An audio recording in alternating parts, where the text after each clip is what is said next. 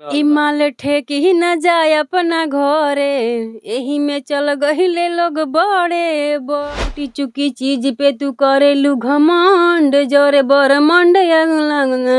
सबसे पहले देखते हैं हमारे सामने रानी यादव जी है, तो इनसे हम 2 लाइन गाना सुनना पसंद करेंगे। बताइए, गाना थोड़ा सा गुनगुना दीजिए।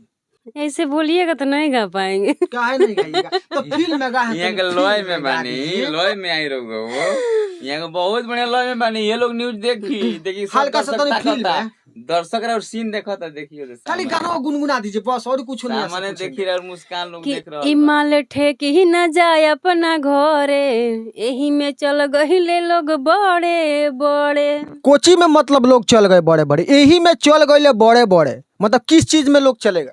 यही में मतलब घोप घोप में कि हट जाहोन बनना उड़ा,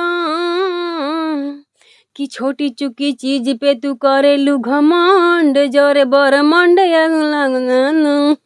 अब देखिए कहीं ना कहीं आग लग जाता हमारा लंड में। इनका राइटर हमारे साथ में, थोड़ा सा कैमरामैन को कहेंगे फोकस